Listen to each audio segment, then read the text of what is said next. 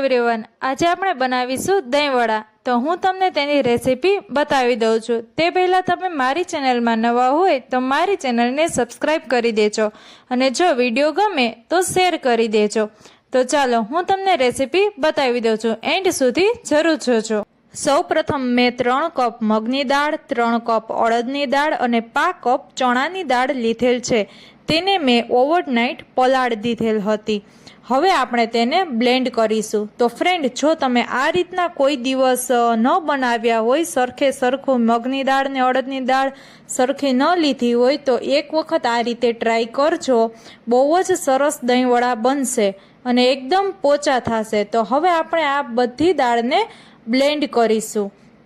Blend કરવામાં આપણે પાણી જરૂર પડે તો જ આપણે નાખવાનું રહેશે। આપણું બેટર રેડી થઈ ગયું છે। જોઈ શકો છો તમે મેં કેટલું ઘાટું રાખેલ છે। તે આપણે બહુ આછું કરવાનું નથી, ભજીયું પડે તેવું રાખીશું। હવે આપણે તેમાં આદુ અને મરચાંની પેસ્ટ એડ કરીશું। ત્યાર પછી આપણે તેમાં જીરા પાવડર એડ કરીશું। આપણે આખું જીરું પણ લઈ શકીએ છીએ અને જીરા પાવડર પણ નાખી શકીએ। ત્યાર પછી આપણે તેમાં સ્વાદ અનુસાર મીઠું એડ કરીશું। આ બધું એડ થઈ જાય પછી આપણે તેને સારી રીતે મિક્સ કરી દેશું। તે સારી રીતે મિક્સ થઈ જાય પછી આપણે તેમાં ખાવાનું સોડા એડ કરીશું। જોઈ શકો છો તમે મેં સોડાનું પ્રમાણ કેટલું રાખેલ છે તે। ત્યાર પછી તેને સતત 5 મિનિટ સુધી હલાવી લેશું। તેને હલાવશું એટલે આપણું બેટર બહુ જ એકદમ મસ્ત થઈ જશે। 5 મિનિટ સુધી હલાવ્યા પછી જોઈ શકો છો તમે બેટર મેં કેવું રાખેલ છે તે। હવે આપણે તેના વડા બનાવીશું। એક કડાઈમાં તેલ ગરમ કરીશું। તેલ ગરમ થઈ જાય પછી આપણે તેમાં ભજીયા પાડી લેશું।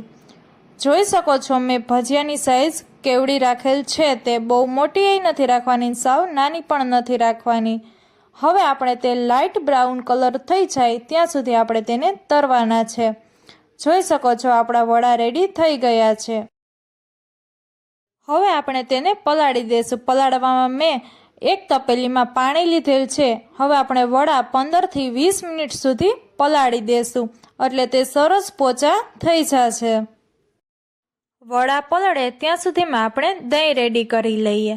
ચાલો, દહીં આપણે એકદમ ખાટું પણ નથી લીધું અને સાવ મોરું પણ નથી લીધું। દહીંની અંદર આપણે દળેલી ખાંડ એડ કરીશું અને તેને સરસ હલાવી લેશું।